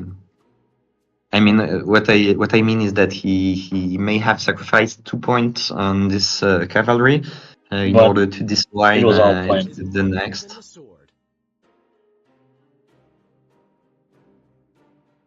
Okay, another soldier. Okay, I think we're going to see the dun banners very soon. So this is the ugliest target, right? Yeah, unless we see an ADC or marching orders that could hit Swordmaster. Yeah, marching orders would be the best target, I think. If he What happened? That doesn't smell good. He's My down God. 3 cards. He's down points. Does he have them in the hand? No, he just got it of DJ, of Jigstra. Oh, Dijkstra. Right. That's not very good. And we see Feign Death round 1, in fact round 2, because Selkirk enabled it. So the Dun Banners are not coming out, I guess. I guess not. I guess Sedimi is throwing all his forces into the battle, but starting to smell bad. Little Man, 2 cards up, 2 here. Oh no. What was that?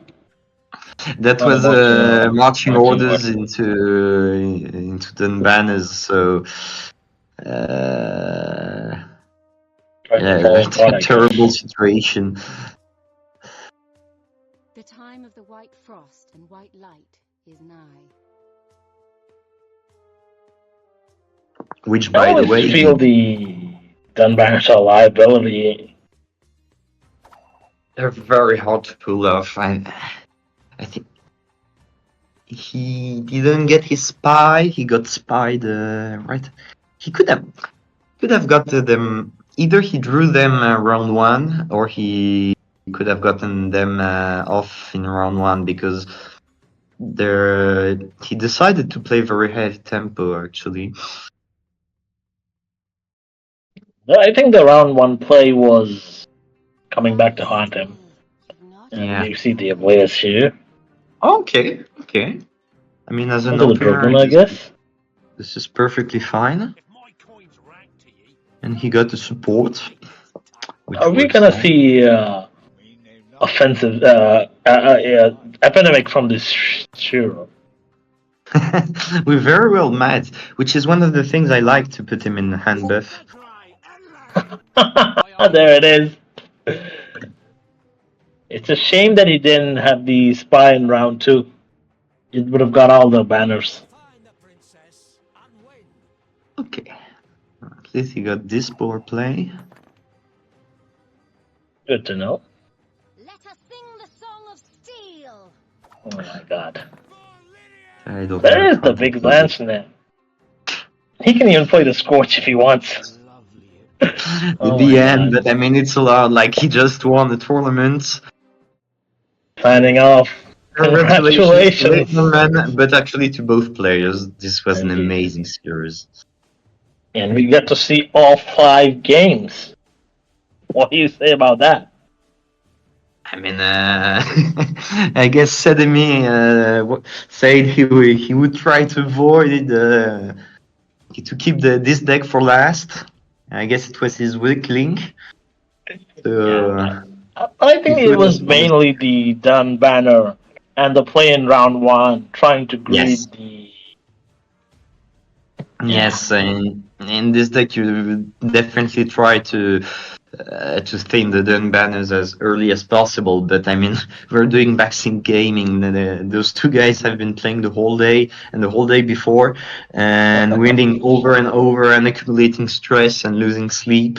And it's quite easy to say. And actually, we didn't know his hand, so maybe he had 3 Dun banners in hand, and Yeah, we're just talking out of our asses. So that's true. that's true. It was All a I can great say it was event. an amazing series, an amazing display of skill on both sides. Very close matchup, like both players showed they deserve to be there. Agreed. I think And some of the I think best now is the time moments. to thank you for organizing this, because I couldn't have to all done the it. I couldn't have done it without you guys. because to all of the people watching, GRVV not only is hosting but commenting, but also hosting, has organized everything, and is the reason why this amazing tournament existed. So thank you very much to you. And thank you, for the last moment commentary. It's like amazing for you to be able to part of this. I mean, I got kicked out pretty brutally in the first round, so And I was happy hoping to for be that back so that you could join me. Everybody's happy in the end. That's what matters. All right, then. Good night. Alright, Thank you for joining me games. again. Thank you Thanks guys to for everybody on the watching. Twitch chat. And And congratulations bye-bye. to the winners. And Happy New Year! Indeed, Happy New Year. All right, signing off. Bye-bye.